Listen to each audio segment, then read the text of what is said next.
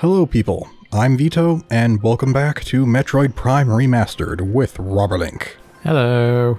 Alrighty, where we last left off, we got the boost ball, but we also saw Ridley flying above, but thankfully he didn't seem to notice us. Because we're sneaky. Because we have ball. Alright, so now we need to backtrack, because we got the boost ball, and the next place we need to go, I believe, is the Talon Overworld again. Based on what? Based on what I remember. Because my memory is good. And brain big. Good memory. Good brain. Alright, good. That time I did not accidentally shoot a missile instead. We're improving. Ah, yes, this place. Let me leave as soon as possible. I don't want to remember the humiliation. Okay, so back to Talon Overworld. I guess the quickest way would just be to go where we went last time. Alright. Oop. I ran into a wall. There we go. Having a little trouble aiming? It's just because, you know, it keeps getting uncentered, so I'm not always prepared to do it. Yes, I know there are turrets behind me. Let me just leave. It's like, alright, I'll leave. Just stop. Aha, I made it. Alive. With minor back wounds. Nothing too serious. I assure you. Falls over. Alright. Well, now you don't have to worry about it. Now you just have to worry about being incinerated alive.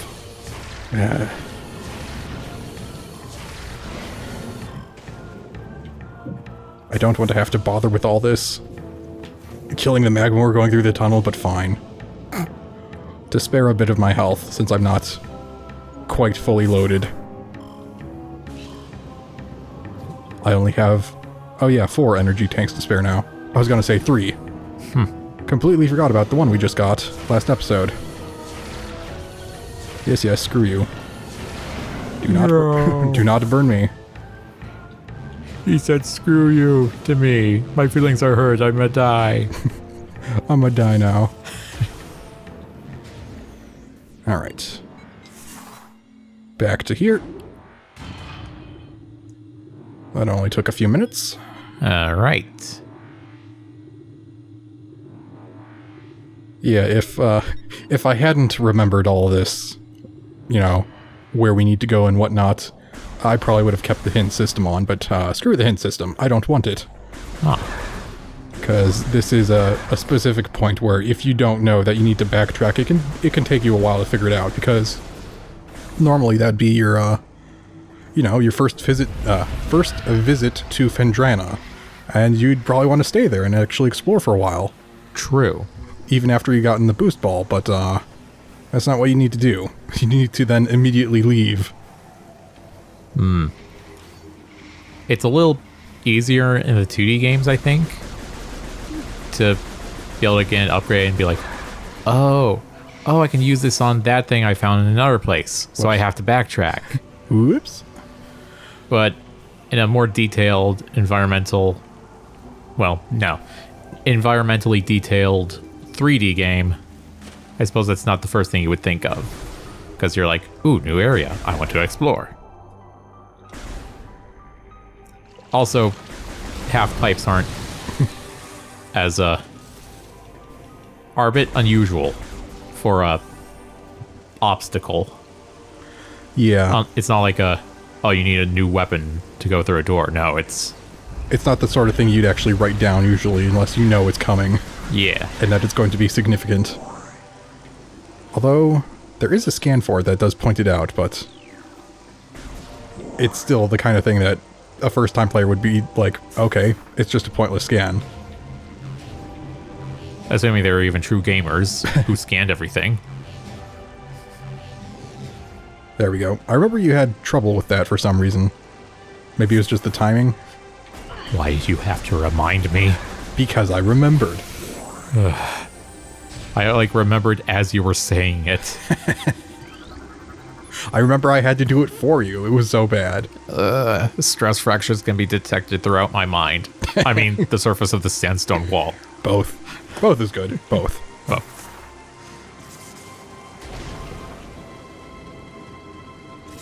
Alrighty. And then I believe where this lets out is the place we could have gotten to if it still had the bug that allowed us to jump straight from the ship to the higher ledge. Ouch. I didn't see the zoomer behind me, I guess, or where I was landing. Yeah. Yep. So normally you could get on that ledge. Gesundheit. And sneeze. And to have a friend tell you Gesundheit. You do have a friend, right? Define friend. Space jump boots. All right. Here we go. I don't know if that was the original animation, was it? I don't know. Space jump boots acquired. Alrighty. Wait, it said L. Does L jump? Oh, it's like the bumper L can jump. Oh. Weird. Because then there's the lock on L, but that's like the trigger L. I guess that would be LZ or something? Not the landing zone, but the way Nintendo labels them. I just know that for the Xbox 360, it's usually like trigger and bumper. Whereas for Nintendo, it's like L and LZ. I get them confused. Which one is the L? Which one is the LZ? So naturally, I don't know where to land. I guess. I don't know. Usually when I think of Z, I think of the one further up. Because like on the GameCube controller, Yeah. the Z button is above the bumpers. But there's only one Z button, so you don't have to say LZ or RZ, just Z. It's so dark. Oh, there's a tunnel. Yeah, it is so dark I couldn't even tell. I could kind of see it. Maybe it's my angle, because I am technically on a very short chair, so my angle is slightly from below as well. And I wonder if that makes it darker than normal. Could be. So at this point, we could go back through the Chozo ruins and pick up some stuff, but I don't know if we should yet, because that would be a lot of time of not really making true progress. Well, Your opinion? I guess as long as you're careful enough, you probably are good enough to keep going without more upgrades. Oh, I thought you were going to say something about being careful enough getting the expansions. I'm like, No. What does that need care for? No, like if you've been constantly getting wrecked by enemies, I'd say yeah, go for upgrades. But you seem to be doing pretty well. Yeah, and there's the fact that I think of the things I know I could get, they're mostly just missile expansions, and I don't really need missiles. Yeah. If it was something that, you know, if I needed help because I was having trouble, energy tanks would be the thing to help. True. No such thing as too many energy tanks. Alright, then I guess back to Phendrana immediately. But this time, I can just drop down. Whee! Oh, I thought you were just going to jump over them. I could do that too. Is there a way to kill multiple of you at once? Does the charge beam have a big enough, like, explosion? If you... Oh, it does. Huh. If they group up enough. Nope. It's a pretty small explosion. Yeah. And he sidestepped just in time. Well, he left. And he came back out. But I don't care now.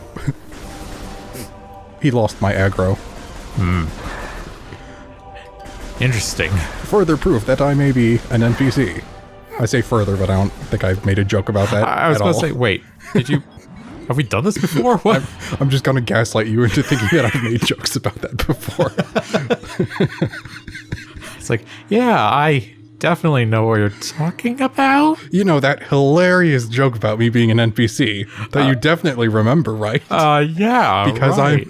I'm absolutely hilarious. Yeah. Yeah, it was, yeah, when I said the thing. Yeah. And you did the, yeah. Totally. Whoops. Whoops. Oh well. All good. I'm okay. Alright.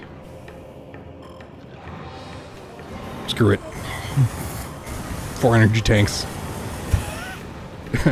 Talk to the hand. And burn my legs. Ah, I made it. All right.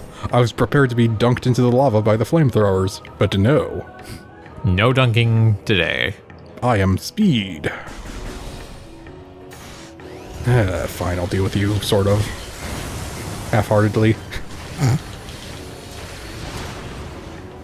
So remember when I said about being careful? Yeah, I know, it's... I don't know exactly what to call it, but it's... dichotomy? The dichotomy of wanting to look cool and do things really... Fast and smooth. I was gonna say effectively, or not waste time in the episode and be really quick. And then get hurt. It's like if I'm going to be trying to conserve time by not going and getting the expansions, I want to conserve even more time by not dealing with a lot of these things. I mean, I guess. As long as you don't die. Yeah. It's like, but if I'm trying to go too fast, I'm gonna look like I don't know how to play the game and I'm terrible at it or something. How fast? Case in point in this room. How fast is too fast? Scientists are still trying to figure out the answer. It reminds me in Astroneer, I don't think I've mentioned this, but there's an achievement for like being in the air in a vehicle for long enough. And I think it's really easy to do if you're near a planet's core because there's like really low gravity. But what I was doing is I was making like a huge ramp off the planet by manipulating the terrain and then driving a vehicle off of it. And I ended up falling so fast that when I landed, I went through the ground. Nice. It's like, maybe that's too fast when the collision detection can't keep up. Ah. So yeah, I was like stuck in a tunnel. Although, question. How does the gravity get lower when you're near the planet's core? I did actually think about that, and I believe it's because there's like an equal amount of mass all around you. Right? So you're no longer being pulled toward the center, because in Astroneer, they're kind of like hollow planets. They have like a small thing in the center that you can stand on, but it's not huge or anything. Okay. So yeah, it is interesting, because I guess then most of the mass of the planet is all around you. Never really thought about that. Yeah. It's like, oh god, the gravity, it's pulling me in every direction. I'm being torn apart.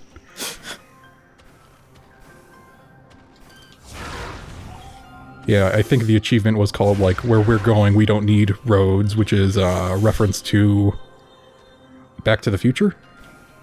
Alright, so... I'm not sure which way I should go. Okay, I think where we were here, yeah, the other door is purple, which means we probably cannot open it. Okay. So I should probably go through that door that I'm kind of facing at the moment. Because I was just questioning which way I should go. But I determined. I should take a bath. This was totally planned. I might actually just be able to reach it from down here, I forget.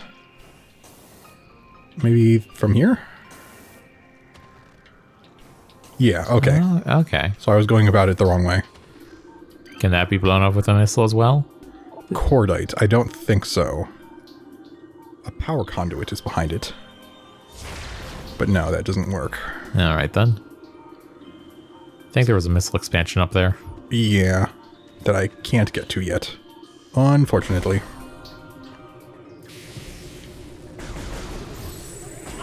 Ow. I specifically walked past him, hoping he would not drop a bomb on me. Whoa, you go further than I thought, too. I think it's because you charged your beam. Oh, that's right. Yeah. I was like, that's right, Rubberlink taught me, or reminded me that I don't need to waste a missile for this. And then I get assaulted from behind. Oh, charge beam. Give me the charge. Yum yum. Oh, hello. Ah. Rude. I just walk into a temple and I'm assaulted. I can't believe this. Like, I get it. You're probably the one to greet people, and you probably just wanted a hug, but you don't have arms, and you can't really hug people with teeth, despite what you think. That doesn't really work. Hello. You appear to be new. Ice parasite. Scavenger with a crystalline outer shell. Parasites are hardy creatures able to adapt to any environment within 3 generations. Jeez. The ice parasite is a prime example. Having adjusted to a frigid climate, this vermin now thrives in it. Omnivorous, it can exist in areas hostile to most life forms. That raises a lot of questions. Not specifically about the game, but just in general. Like, to be able to adapt that quickly, would you have to have, like, very highly mutagenic DNA or something? And in that case, wouldn't that cause, like, a lot of defects? Like, really often? I don't know. But then again, if you have, like, huge, what do they call it? Not batches. Litters, then I guess it's okay if some of them don't make it. True. Because they're gimped or whatever.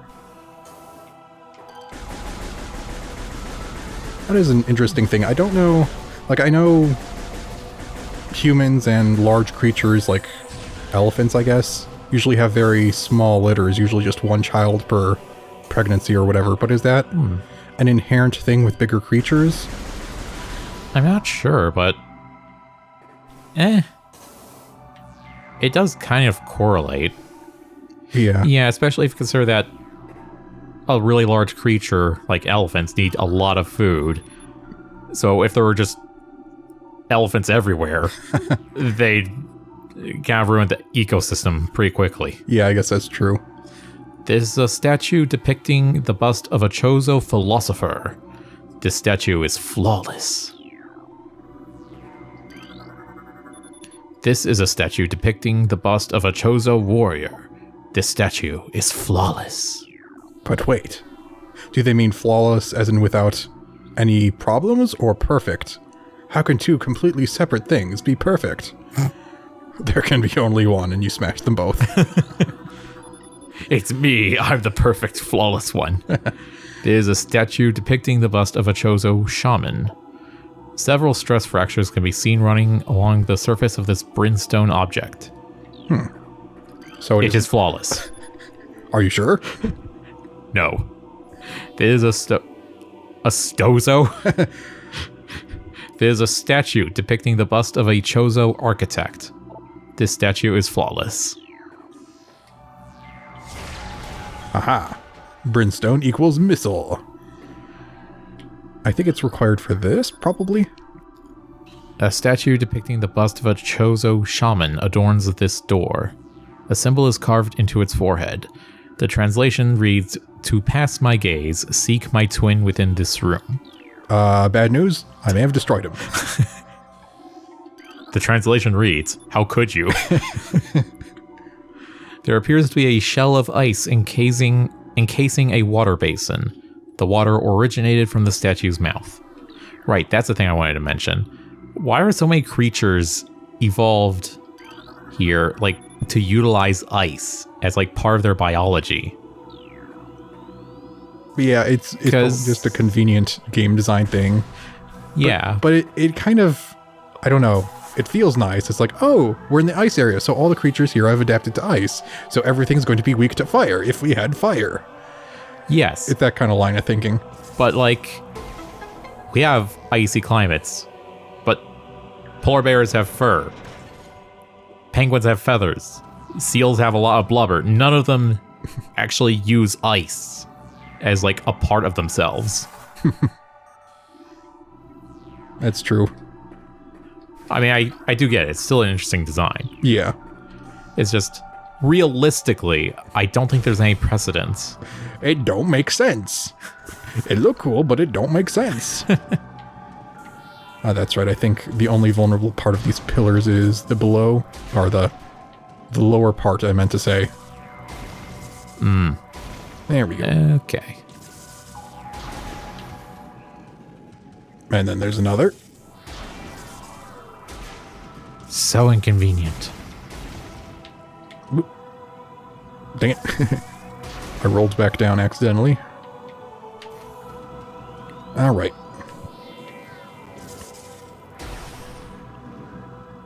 Ooh. There's a thing. For a sec, because it's like purple there, I felt like we were going through like an RGB LED door or something. It's a gamer door. Door cannot be opened with that weapon. Well, what do I use? An RGB keyboard. Wave beam. Yes, please. I was about to say, it's just letting us actually grab it. But nope. They do not. Which I did remember. Yes, but I expected, like, you to not actually reach it. Like, you're pretty much jumping onto the pedestal when the cutscene happened. Oh, I didn't see the third one. I was like, what froze me? Yeah, well, he wasn't there at the beginning. Or maybe he was around a corner. Maybe that's why. No, in fact... Oh. Yeah. That's why. Okay. Yeah, I didn't notice that. Excuse me. Let me just grab my health. Wow, that actually worked. I thought I was at a bad angle. Stop charging at me. There we go. Now I can deal with you. Thank you for being patient. Your patience is appreciated. I don't know, I was going for like a Portal-esque quote, even though it's not something I think was said in Portal. Hello, big guy. How are you? Big Sheegoth. Morphology: Sheegoth, supreme predator of the Phendrana Drifts. Yeah, supreme predator. So what are the babies afraid of? Unless they hunt each other. Yeah, it's like, you've been a bad kid. Nom. Sheegoths are invulnerable to most beam weapons. The crystals on their back absorb energy, which they can fire at prey. Sheegoths have poor stamina. They hyperventilate after using their breath attack, making their mouth area vulnerable. The soft underbelly of a Sheegoth is susceptible to concussive blasts. In battle, they expel blasts of frigid gas to ensnare their targets. They are also fond of ramming and trampling their hapless prey. Okay, don't trample, please. Ouch. I said please. Yeah, so I think the crystal absorbs everything. I mean, it did say that. Yeah. Again, curious how that evolved. Aha, hyperventilating. How dare you? It's like, I guess you didn't evolve very good stamina after using your attack or whatever. So that is exciting.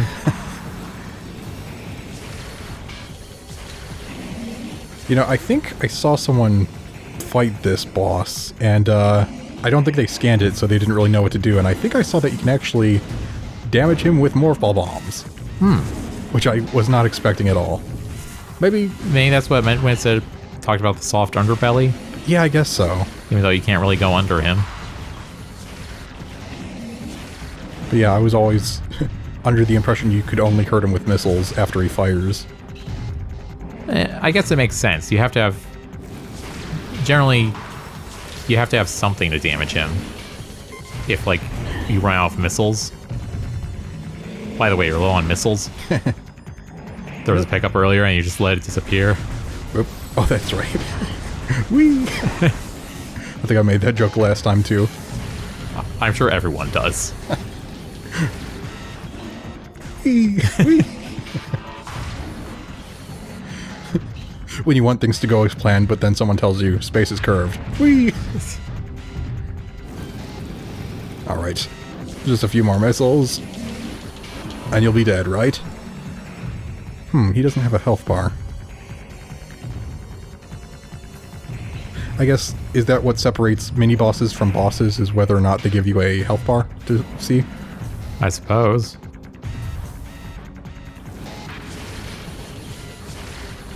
Because in that case, I guess the only two real bosses have been the Parasite Queen and Flagra so far. That makes sense. Like, this guy was just tough, but he wasn't necessarily a challenge. It was just a straight up fight. Yep. It looked cool. I'm also pretty sure it looked different from when we first entered the room. Maybe that's just me. Yeah, I don't know. Alright, here we go. Wave beam acquired. Alrighty. So here's our... well, I guess the boost ball was also new, but... first new upgrade since the beginning of the game. It's the first beam upgrade. Ah. That looks nice. I like it. So yeah, and it does still do the thing where fires in like a triad, but it's not always the same. Okay, so now the burst fire is 2 instead of like 3 or 4. Really? Yeah. So if I just press and hold, it does 2. Oh, I thought you meant like in how much ammo it costs.